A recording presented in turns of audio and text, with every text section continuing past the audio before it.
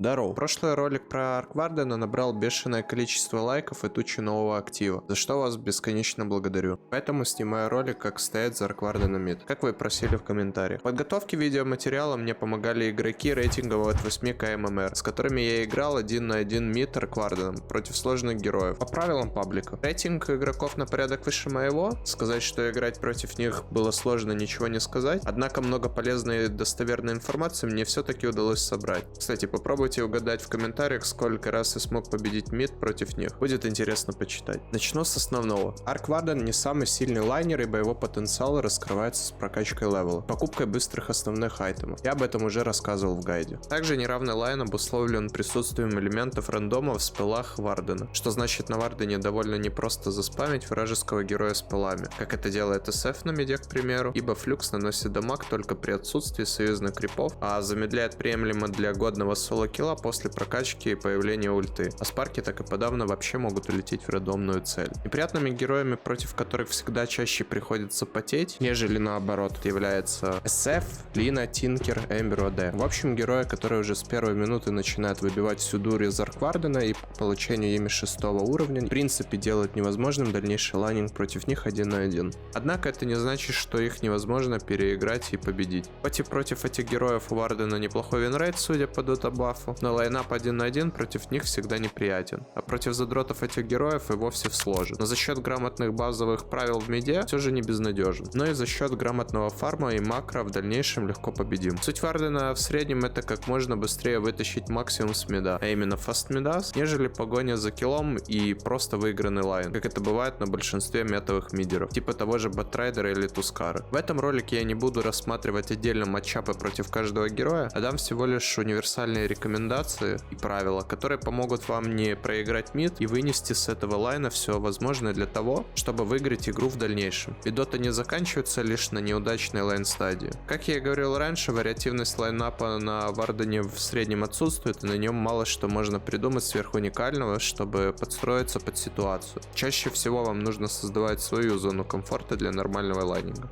Допустим, против вас будет стоять довольно популярный Тинкер, который находит свою нишу в любом патче на миде. Против героев, которые доминируют в миде за счет бесконечно больного спама с пылами, по вам можно сыграть по-разному. Кто-то собирается в статы, делая себя плотнее и более дамажащим, чтобы можно было проще добивать крипов и больше дамага допускать по себе по лицу. Некоторые проигроки, такие как Топсон или Найн, используют билд через ботл, который в дальнейшем вам поможет не проседать по ресурсам и за счет этого сконцентрироваться на добивании крипов. Ведь не во всех моментах стик или статы могут быть полезными. На самом деле правильного варианта нет, просто кому как удобнее. Первым делом вам всегда нужно поставить вард, желательно на вражескую рампу. Это даст вам возможность перестраховать вас от лишних гангов, а также лучше переагривать крипов. Далее стараемся сделать артизи блок. Артизи блок — это блок крипов в The Radiant, при котором крипы будут выбегать одной линии сразу из-за тавера, что поможет в дальнейшем вам переблочить вражеского мидера. Если его не сделать, то крипы сначала будут бежать в две шеренги до Т2 тавера, и их будет невозможно заблочить. Что значит, вы начнете блочить крипов позже, и в таком случае вражеский дайр мидер вас переблочит. Это не супер критично, но во многих случаях упрощает лайнинг против сложных героев в дальнейшем. Чтобы его сделать, до момента выхода первой пачки нужно встать в эту точку на миде.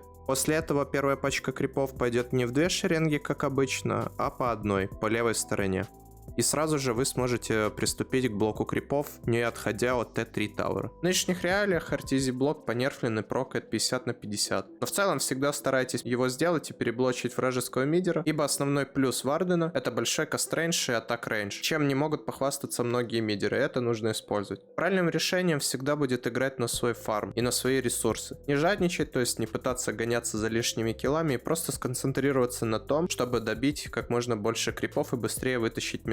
Ибо чем быстрее вы его получите, тем раньше получите основные айтемы и как следствие раньше начнете принимать участие в тимфайтах. Переблочив крипов, вы можете попробовать поставить спарк на вражескую рампу и начать харасить вражеского героя, не забывая ластхитить и динать крипов, ибо в первую очередь они для нас важны. Так вы выбиваете вражеские ресурсы, особо не жертвуете своими, ибо из-за большой дальности атаки вас сложно начать харасить в ответ. Если же герой попадается в вашу ловушку, продолжайте его харасить, закрывая пути отхода спарками. Так можно и вообще заработать заработать халявное ФБ. Всегда переагривайте крипов на свою рампу. Это основная вещь, на которой нужно сконцентрироваться, играя в миде. Так и ваша крипо будет сложнее перединать, ибо механики доты устроены так, что дальняя тычка миссует с неким шансом, если ее давать с лоу-граунда. Это сильно упрощает ваш фарм и перестраховывает вас от того, что энеми задинает вашего крипа, замедляя ваш фарм. А также при попытке сделать то же самое у вражеского героя, вы можете начать харасить его с безопасного расстояния, выбивая ресурсы для потенциального килла в дальнейшем. Чтобы переагрить крипов, нужно рейд-кликнуть на любого вражеского героя, стоя в радиусе 500 возле крипов, которых вы хотите заагрить. Крипы побегут на вас в течение 2 секунд. Вы таким образом сможете вывести крипов в удобную вам позицию. Причем это можно сделать, даже кликнув на героя, который стоит на другом лайне, на другой части карты. Необходимо не именно тычка по герою, а просто факт клика по нему. Радиус 500 — это радиус атаки того же SF. Чтобы проверить максимально точно, привыкнуть к этому значению, вы можете зайти в лобби, выбрать SF, навестись мышкой на статы SF, и возле него появится зеленый круг. Это радиус его атаки, он равен 500.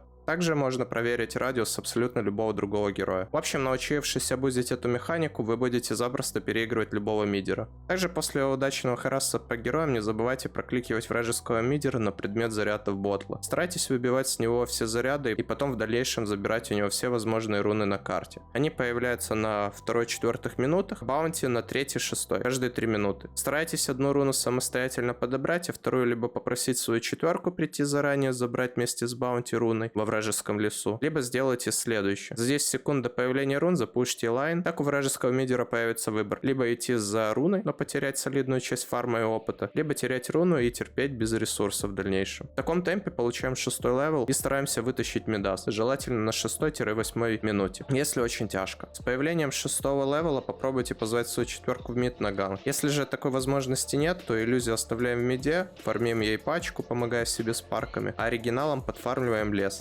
Попробовать убить Тинкера все же можно, но желательно его харасить где-то на 25% и потом убить через 2 флюкса и спарки. Ошибкой будет, если он на халяву у вас отдал лазер, тогда шансов умереть у него больше. Зачастую Тинкеры нажимают ТП-обилку, а не свиток, ченнелится значительно дольше. Соответственно, без лазера его убить более реально. Больше особо добавить нечего, ибо вариативности в том, что можно делать в нынешних реалиях в миде, попросту нет. Особенно на Арквардене. Помните, Варден герой, который побеждает за счет того, что ломает вражескую позиционку. То есть каждая попытка зайти на вашу рампу или занырнуть под ваш тавер есть ошибка, на которой вы должны ловить вражеского мидера и пробовать делать киллы в дальнейшем. Самому гоняться за киллом, ломая свою позиционку, есть риск, который должен быть взвешенно оправдан и хорошо оценим в денежном эквиваленте.